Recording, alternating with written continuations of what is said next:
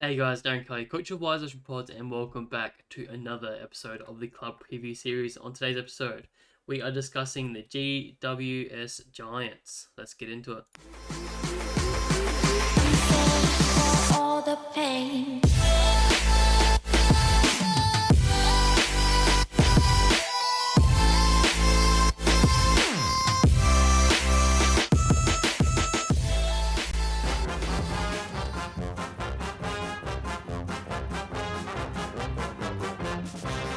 There's a big sound.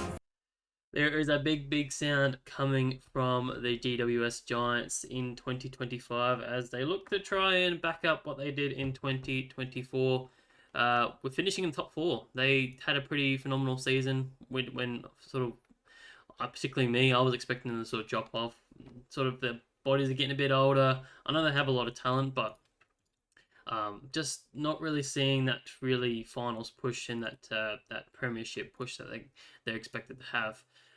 But yeah, phenomenal year last year, and I'm expecting them sort of to decline in 2025 just for the few trade outs that they had. I think we're all pretty much aware of who they've sort of lost, but I think it really hurts their depth, really losing a lot of quality players. And they're really going to rely a little bit more on lesser name rookies and younger players this season. So be interesting to see how they go this season. But in terms of who they've traded in and out, quickly their trade ins with simply just Jake Stringer. So you can make the decision whether that's a good or a bad thing. Really did nothing at Essendon for probably the last couple of years, and yeah, I think he's well past his premium. So I think he's on the way down. So I don't see how he makes much of an impact at the Giants besides taking up a bloke spot. In terms of their outs, quickly going through them. So Isaac Cumming and James Peatling were traded to the Crows. Harry Perriman was traded to Collingwood. He went as a free agent, and Nick Haynes also went to Colton as a free agent. Besides that, a few delistings that they had was Braden Bruce and Cooper Hamilton, just for some relevant names. So there's a few others in there, but none that are probably relevant for fantasy anyways. So there's a few things that have been changing in the offseason. Obviously, like I said, you got James Peatling and Perryman are probably the main two that we want to discuss today. Because they took up a lot of points in the GWS side last year, Peatling particularly. He played a lot of midfield time, so that opens up a potential spot for another player, whether that's a Finn Callahan or that's a Kelly that moves back into the midfield. You know, we'll get into some other players a little bit later, but that's probably where I think they're going to go to. And then on the other hand, you got Perryman, who played, I think, a lot of games last year. So that opens up a defensive line spot, and that will be the interesting one for me because that doesn't leave too many players available, I would have thought. So I'll get into that a little bit later. But in terms of their draft hand, they went to the draft with pick 18, 19, and 24 in the first round. So had a pretty good first round draft haul. Picking up Oliver, Hannaford, Harry, Oliver, and Cody Angrover. So two of them are medium forwards, and one is a defender as well. So some interesting pickups, and I wouldn't be surprised if we see them at some stage through this season. But in terms of who I am looking at and watching in this preseason, you got to start at the top, as I always do, and we are going to start with Lachie Whitfield. He had a phenomenal year in 2024, averaging 111.7, so he's roughly at 1.15 million to start the season. Like I said, he had his best season so far in his career. The only thing that he got close to was back in 2019 when he averaged 107. So he has been to sort of these heights before, but this was a big step up, and he really took that next step. And where it sort of came from, I guess, was he took a lot more kick-ins. Like you just see that bump up, had about 50 more kick-ins throughout the entire season, which is approximately 1/3 more, so 33%. So that significantly boosted him up in terms of his output, which was really nice. I don't see that changing. He is clearly the number one kick-out taker for the GWS Giants. The only other one was, what's his name? Harry Himmelberg, who also takes a few kick-ins, but very, very little. And then you got Lockie Ash, that's also there as well. But I think they'll stay pretty consistent. Neither of these players have moved, so I'd say it would be very, very similar. You've only got Perryman, who really took nothing at the end of the stage, and then you got Haynes that have also is gone. So nothing's going to change in the back line for me, particularly with Lockie Whitfield's role. So I do expect him to probably be quite similar to what he produced last year. I'm not saying that he's going to average 111 for the entire year, but there's no reason to say that there's going to be a significant drop off. The only concerns that I have is that we started to see a lot of halfbacks being tagged throughout the year, particularly in that back half. So is that going to become a more common experience, particularly for Whitfield? We obviously know that shutting him down also shuts down the GWS Giants quite frequently because he is that major run-off halfback. So that does hurt him a fair bit. And the thing is, when he does cop attention, he does drop some fairly low scores. You can see one particular right there, and he's also had a couple in the 70s as well. So when he does cop attention, then it is not a good sign for him.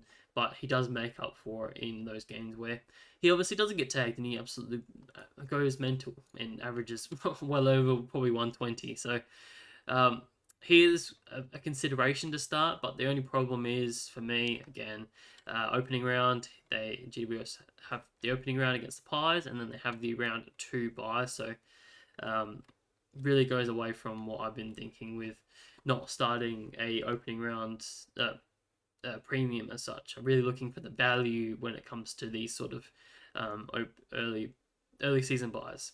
So while I think he can back it up and I think he can average very similar next year, I probably won't start him. It would take a lot for me in opening round. Say he absolutely smashes it, and I can see him going big again. In the early part of the season, then that's a consideration. But I'm not picking him for value. I'm picking him because he's going to be a consistent sort of top 6, and I expect him to be within that sort of top 3 defender line quite easily. If not, I probably expect him to stay sort of around that top 1, to be honest.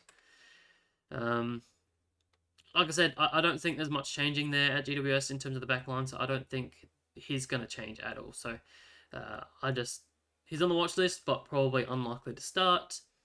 The next person going down the list is Tom Green. Now, there is a genuine argument that this bloke is value. We obviously all know that he had a injury sort of riddled last season. He obviously dropped his average from, say, 109 to just under 100 there. So he is priced at 99.9, so 1.05 million or 25 million, sorry. So he's just over $1 million there. So he's going to cost you a little bit. But in terms of what this guy can do and what he can be, that's pretty much nothing. He scored very low 7 in round 8 throughout in 2024, so that really lowers his average. You can just see based on what he averaged and what his adjusted score is, removing that 7. He averages 4 points above that already, just straight off the bat. It says 3 or 4, however you want to look at it. I think he can generally push closer to that 10 sort of areas that we've seen him in the past. Just looking at his numbers towards the back half of the season, 15 round 15 onwards, when we sort of got over that injury, because when he had that 7, he sort of came back and he wasn't really looking like himself. So I'm really counting from round 15 onwards. He was averaging 109 in that period. And that would put him top 2 midfielder, right behind Treloar entering the season. So he is one that you could definitely consider. How would I pick him? The only way I'd potentially pick him is very similar to Lockie Whitfield. If he absolutely smashes opening round and, he has, a 120 or something like that, then it's a consideration because he's clearly going to jump up and coin, and he looks like he's fit and healthy. Then there's a very real world that I would select him because he'd be very similar to what a Lockie Whitfield was to us last season, where he sort of wasn't in our books majority of the preseason, but then opening round came and he absolutely killed it, and we saw that, okay, this guy's value, he's taking his game to a new level, he looked really good, and he ended up being a very nice underpriced premium for us. And there's a genuine world where Tom Green could be my M1 to start the season. So he's one that you got to keep an eye on. He is definitely some points of value. It's just whether you think it's enough to push into that sort of top 8 midfielder, which I do expect. The next person, probably one that I've struggled with and probably struggled to justify, is Josh Kelly. A lot of speculation here with what's happening with him. His CBAs have been dropping in the last couple of years, and his average has also reflected that after his big heights of 110s and whatnot back in the day. But he is priced at 95, so 977k. And it's like what I'm saying with the Peatling removal. Peatling now jumps out of that midfield group, which I can show you the numbers here. Peatling spent a lot of time in the midfield throughout the season, particularly in that back half where he was averaging sort of 60-70%. So that opened up a lot of opportunity for another player, and that's just the argument is it going to be a Kelly that swings back in there where he really didn't spend a huge amount of time in there, particularly in the back half of the season where it was very minimal. Or is it going to be a Finn Callahan who seemingly sort of went past him throughout the season when you're just comparing the numbers? Like, it started like, okay, Kelly started in the middle when Finn wasn't in there, but then as Finn sort of eased into the season, then Finn's numbers overtook Kelly's in terms of CBAs. So that's the concern for me. Has Finn taken over Kelly's role, and is Kelly just going to be used as that winger more often than not? The thing is that we know what Kelly's capable of. When he is inside that midfield, he is an absolute gun. Just looking at his numbers when he averages over 50% CBAs, he averaged 106, close to 107. So that makes him close to 10 points of value instantly and pushes him into the top 8 midfielders quite simply. So that's what he's capable of. The other concern for me is that he has a lot of calf injuries. He had 2 particularly in 2024. You can see one during that mid-span, and then there was a bigger one towards the back end of the season. So he is getting a little bit older. I think he's... I don't even guess how old he is because I'll probably insult the man, but he is having some injury concerns as of late, so that makes it a bit difficult. The other person that we probably need to talk about is Toby Bedford. He spent a huge amount of time in the CBAs as well. Is that going to continue? I can't see why they'd change it up. It wasn't... If I'm a coach, I probably wouldn't have done it. I personally see him a lot better as a small forward. I don't really see him having that influence in the midfield, obviously besides being an absolute menace when it comes to tagging. But you don't want a tagger to be spending that much time in the midfield, in my opinion. So it'd be interesting to see if that continues, but in terms of fantasy relevance, Toby Bedford is nowhere near it. I can even show you just his scores, even in that back half of the season where he was getting massive midfield numbers, and it's just so inconsistent. Like, sometimes he hits an 80 or a 90, but then he also drops a fucking 32 and 50. So yeah, it's just a no for me. I just couldn't touch it with a 10-foot pole. But yeah, Kelly is definitely on my watch list. If we see something in the preseason and an opening round that he is back into the midfield and being used as a 50% or even better, a 70% midfielder, then absolutely he's one that you could justify saying that he is underpriced. This next person, his teammates and more likely to be in the midfield, Stephen Kennelly, had an absolutely shocker of a 2024 with a lot of injuries. He only ended up playing 15 games, which still is quite a few, but he just could not stay on the park for his life. Looking at his numbers here, which I can show you. Where is his name? I always skip over this. He was out for 3 or 4 periods throughout the season. He just had so many injuries, and that really affected his average, honestly. So he was subbed out in 4 different occasions throughout the season. So you can see that in 59, that 43, that 45, sorry, that 46, and also that 6 at the very end of the season, which unfortunately doesn't go in his average. for the season because it's only the home and away season. He averaged 83 in non-injured games, and that included his very unusual these very unusual scores of 54, this 45 in round 24, and also a 67 in the final. So it's very unusual for him. Even when you look back at his previous numbers, he just isn't that sort of guy that drops his sort of scores. So my speculation is that he was a bit underdone. They're really trying to coach him through to get him through ready for finals. So those sort of scores were a bit of one that I probably wouldn't take too much consideration to. I'm fully expecting him when he is fully fit and healthy, hopefully having a good preseason. He becomes that number 2 man again and can easily average 90 to 95, if not push triple figures, because that's what we've seen of him previously. It was only last year where he averaged 101. Like, you look at that and you instantly think he's potentially 30 points of value right off the top.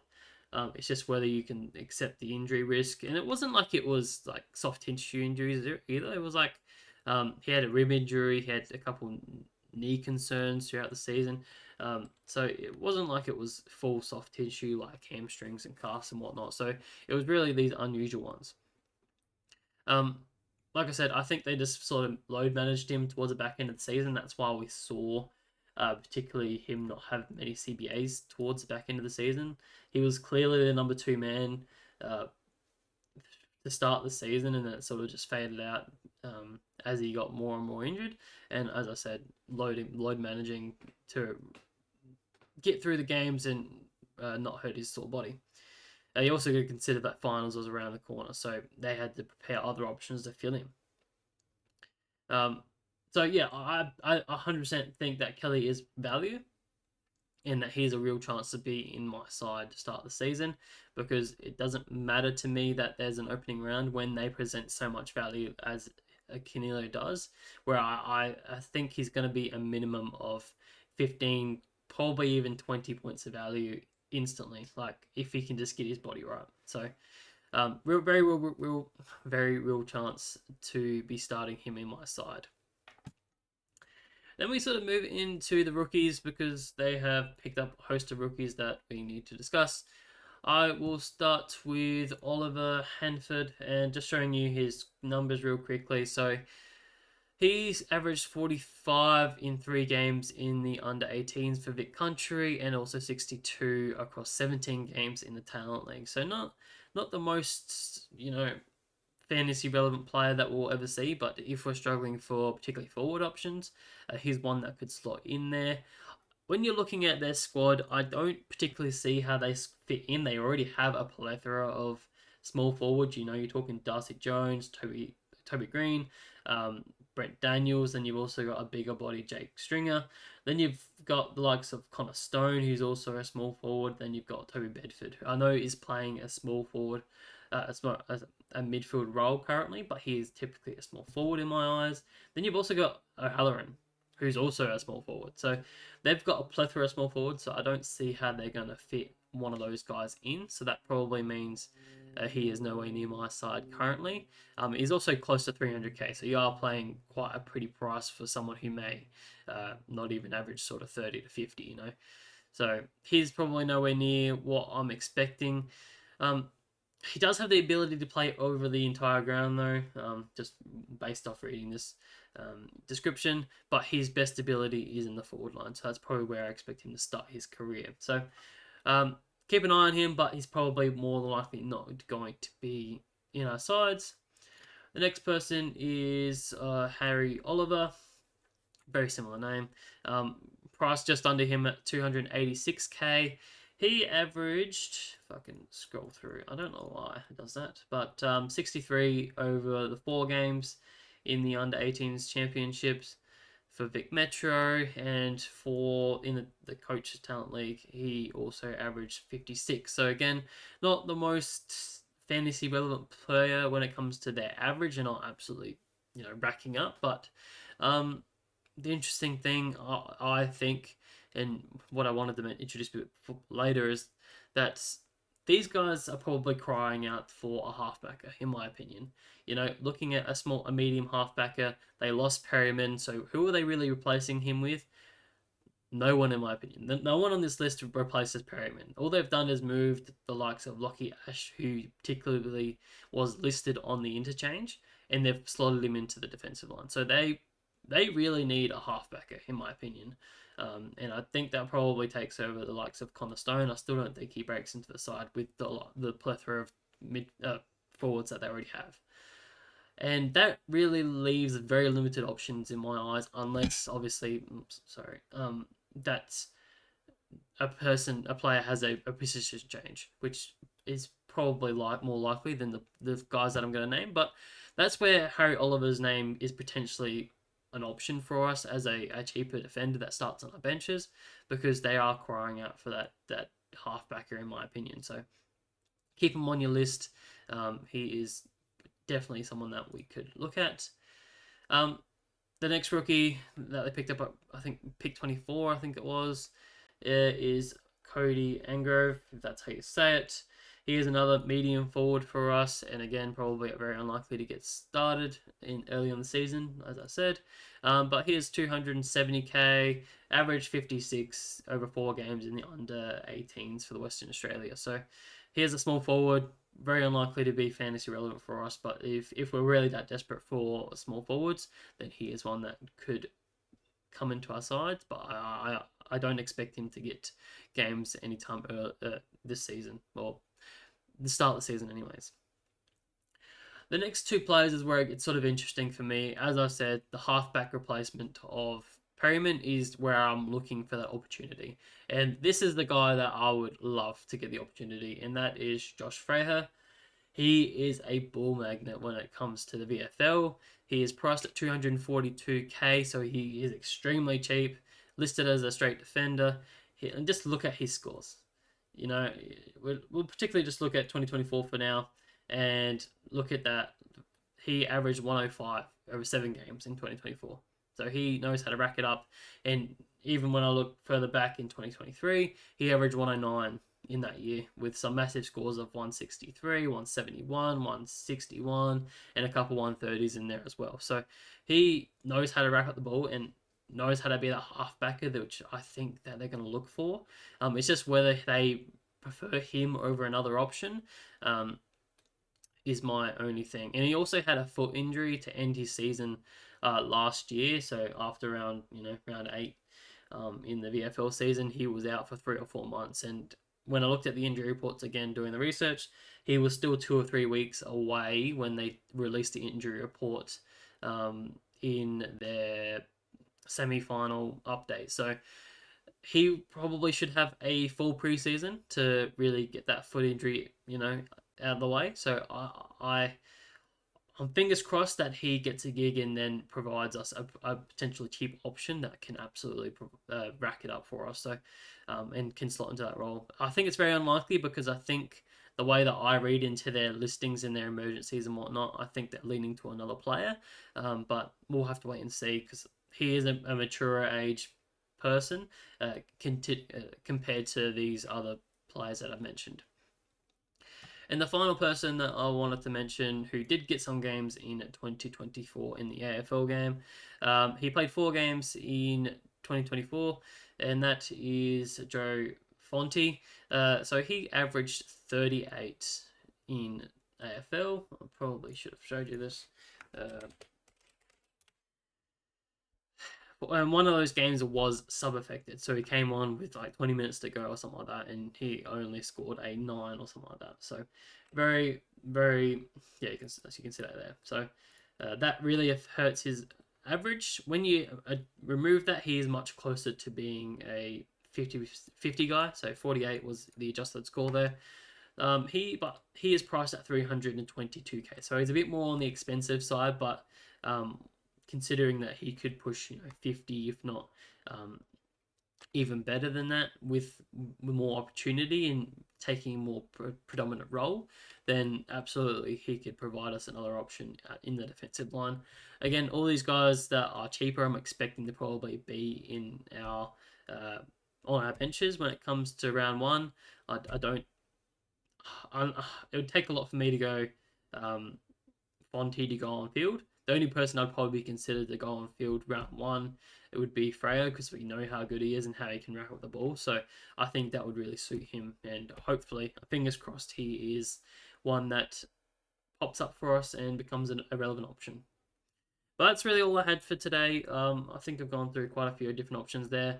Let me just quickly look through some of the other options that I considered. I did look at Finn Callahan, but I really just don't think he's that fantasy guy, even if he gets the more opportunity. I looked into his numbers, he really didn't provide much. He played 14 games with over 40% CBAs, and he's only averaged 79, so that he's over that price already. I think he's priced at 77, so very minimal upside for me. Brent Daniels was another one that I was pretty keen on, after what I saw on the back end of last season. But again, looking into the data, he does not benefit from having this minor bump in CBA usage. He's going to be very inconsistent when it comes to that. So paying up, like I think he's priced at 85 or something like that. I don't think I would risk that at all. Callum Ward isn't cheap. I think he's priced at like 70 or something like that. I think he's 34 now, so there's really no point in that, I don't think, unless they really throw him the keys to the midfield, but I highly doubt that. And really, it's really hard for me to tell sort of if Ash or Arden are really going to take much of a bump in terms of, that Perryman replacement. He was averaging, 70 or something like that last season, so that does free up a lot of points. But like I said, I think that goes to a new player, a new halfbacker, rather than be spread out between the likes of Whitfield, an Ash, Lockie Ash, and a Iden, being those main halfback slingshot players. So I just don't see much upside to either of those. So that really doesn't leave much option elsewhere, really. Like, Riccardi, where does he play forward? Does he play back? He's listed as a defender, but we've obviously seen him play a lot forward.